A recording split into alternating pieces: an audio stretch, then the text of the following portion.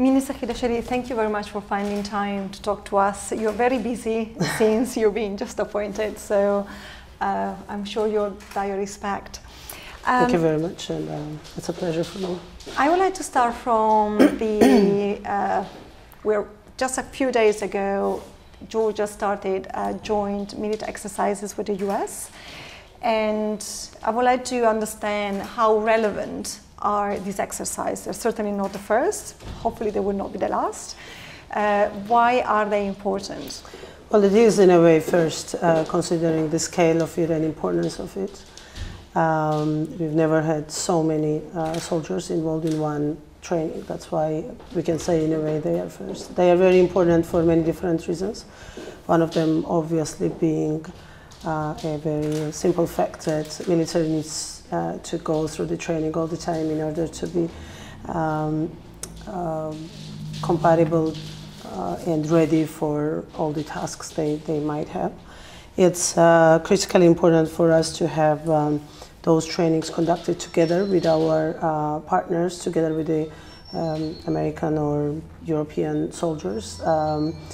It's important also because we have an equipment in Georgia that has never been on this ground, and our soldiers have a first-hand chance to have a first-hand training, including and using that equipment.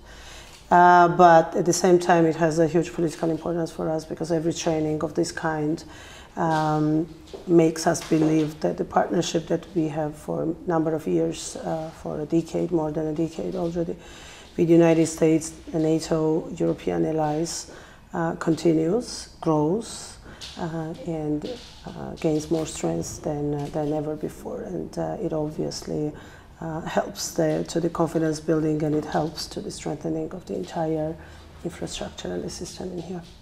Now, your government sought to stress that these exercises are not against any country. How do you think they are perceived, though, in Moscow? Are you concerned about any type of either counter reactions or vocal concern coming from Moscow? Well, it's not for me to judge. It's not for me to guess or speculate what is the reaction in Moscow. That's not a question for me. What we know, what we are strong about, is that are very simple issues. First of all, yes, we are not preparing for war with anybody. Any of those activities, being military trainings or being political cooperation with either NATO or European Union, are not against anybody. They are for strengthening of this country, for the development of this country, for having more prepared, more up to the standards infrastructure within the ministry, professional staff, military, etc. Everything that we do with our partners serves the only goal of strengthening the state, independent state of Georgia, rather than it's against anybody. And on top of it, all our NATO ambitions and aspirations are, I always say, serving the most peaceful purposes one can imagine. There is no practice in the world, there is no fact in the world when the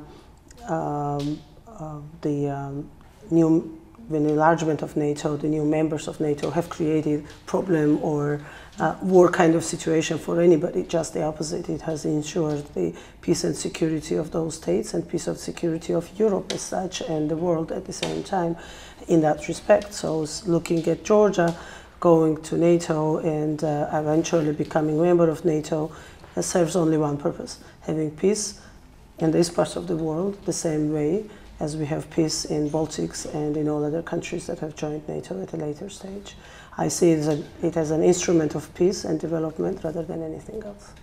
Well, your former Defense Minister Alasanya is on the record expressing concern about increasing deployment of Russian soft power in Georgia, such as through Russian NGOs. Or do you share this concern?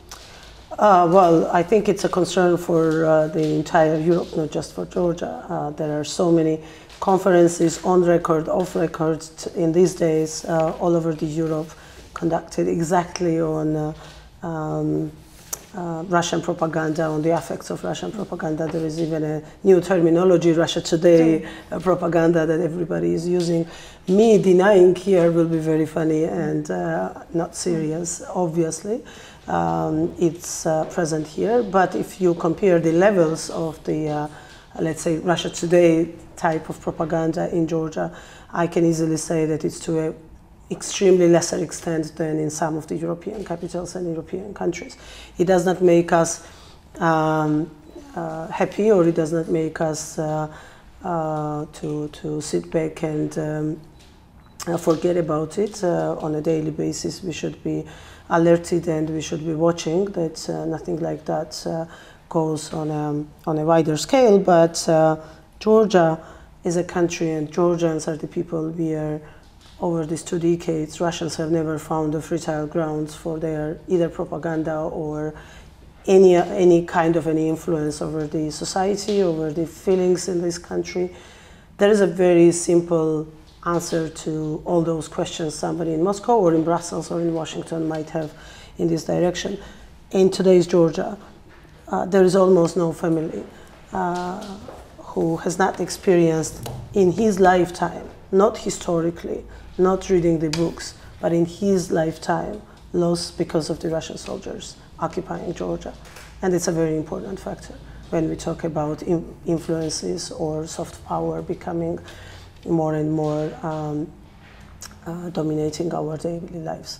I believe that this generation of Georgians has very strong feelings about our historical role, plays, the goals that we are pursuing, and the aspirations we have for going back to the European family, and nothing is going to change that.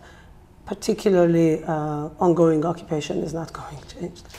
So you're not concerned about recent polls showing an increasing support to Russia? I'm not. I have completely different explanations for that, but I'm not a sociologist or in any ways a professional in that field to talk about it. But obviously we are all looking very closely and talking a lot about the reasoning why, if these answers are there, why and what might be the reason for that. But you said that you're not sitting back and just looking.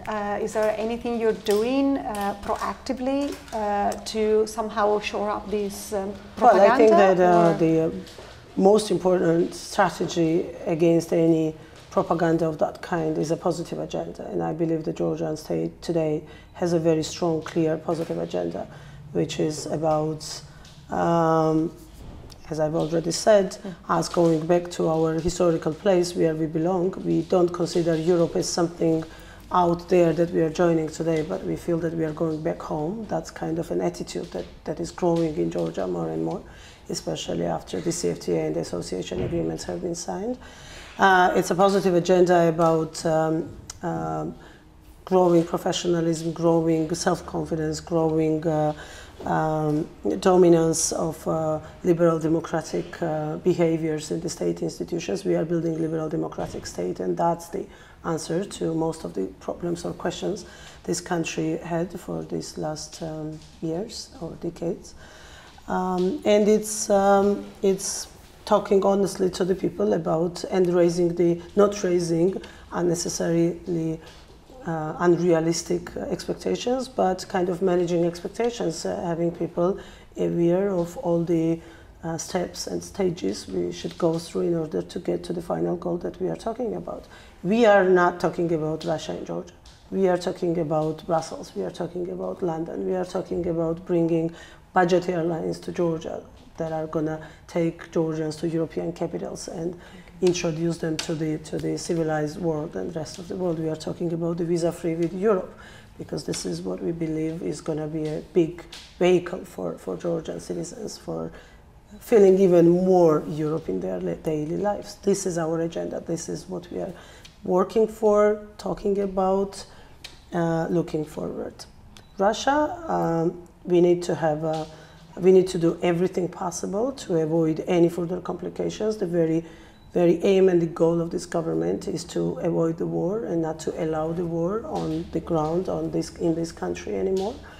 we have a strategic patience doctrine followed by every ministry and everybody in this country, but that's not our main agenda point. Our main agenda point is Brussels, and we are pursuing this goal very slowly, but systematically and steadily. Yeah.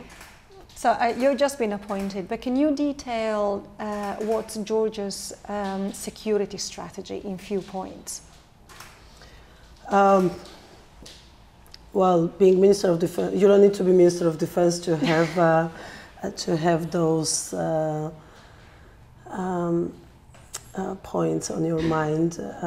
Being Member of Parliament and very strongly involved in international politics of my country and security politics of my country, I was a part of most of the discussions. The only difference today for me is that what I don't know yet is what are the allowed limits I can talk and what is it that I should not be talking about with the media. Clearly keeping Georgia safe and out of war will be number one. Tactical and strategical both aims and purposes and daily work for all of us here in this ministry and anywhere within the state institutions. And then we are working closely and watching closely everything else as while doing this threat analysis. We don't live in the most peaceful parts of the world. We have North Caucasus on the one hand with all its problems and troubles, and then we are pretty close to the probably most heated parts of the world, and obviously we are very much working on those issues. Iran is on our mind and in our agenda all the time, obviously, and we are looking forward for a positive development in this just started dynamics between Iran and the rest of the civilized democratic world. Turkey being one of our major strategic partners and our main gateways through the NATO is obviously very high on our agenda of daily work. I mean, there are lots of issues on the plate today that we need to be working closely in the country, among the institutions, National Security Council, Council for the Crisis, the Prime Minister's Office, this ministry, all the other ministries and branches of government, parliaments, but at the same time with our international partners as well, because Georgia isolated and alone cannot solve any of its problems, obviously. NATO. Last September, Georgia didn't get what it really wanted, which was the map, but it got a substantial package. Right. What's the progress on that package? That includes also the much talked about training center, which where do you stand with that? Yeah, we are expecting the first core team visit mid-May.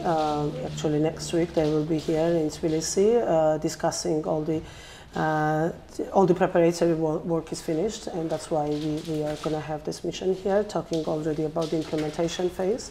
JTEC is expected to be on the ground before the end of the year. We will start actual works for having the center active and started already before the end of the year. And again, next week, the implementation plan will be laid out by the deadlines, so all the timelines, and we will have it all here. But all the preparatory work is over. It's basically finished, and we are looking forward for the next phase to start with. But JTEC obviously is number one priority for us and for the partners as well, and we will start the works as soon as possible. Has a location been identified? Yes, there is no final yes yet, but yeah, it has been identified. What about Georgian troops' involvement in the NATO response unit, as well as international missions like Afghanistan, where you've been very much present? Well, it has been declared by this government, and obviously there is going to be no change on that we are ready and prepared to be part of the mission. We continue in Afghanistan, and we will be we are on a ready mode to join the NATO Rapid Reaction Forces any moment, any time when there will be need for that. We've been talking with Minister Al-Hassania, actually started the process that we are very grateful for. Georgia's being involved in peacekeeping operations as well, through the UN in this case. Mm-hmm. So there are lots of international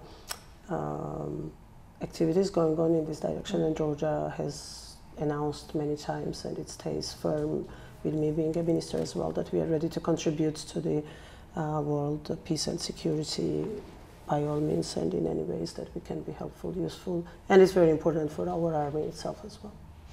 Apart from troops, obviously, you need also equipment.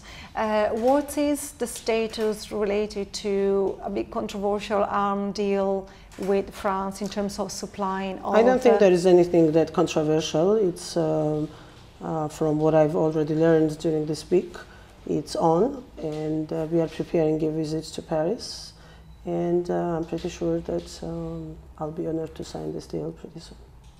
And that's for the air defense system. One last question is, the President Margashvili has been expressed concern about frequent changes within the Ministry of Defense. Are these concerns grounded, or how? Well, I mean, it's difficult because you've just been appointed, but. Well, Georgia has been an independent country for 24 years, 25. I'm a 19th Minister of Defense, so that's the answer to your question. It's a little more than a year if you take an average for Ministers of Defense. And yeah, it's not, I don't think it's the best practice one needs to share from Georgia. But at the same time, there is a little misunderstanding or wrong understanding, I can even say, about the Ministers of Defense. Minister of Defense, with all the activities that he or she is involved with the army and military forces, it's a political appointee, it's a political minister, exactly the same way as the Minister of Foreign Affairs or Minister of Finances in this country. Fortunately, we are already on that stage where the civilian and military relations are clearly identified, both legally and in practical terms. So I don't see any tragedy in that. Generally speaking, this formula is right for any ministry, and it is as much right for the Ministry of Defense as for any other ministry in a country.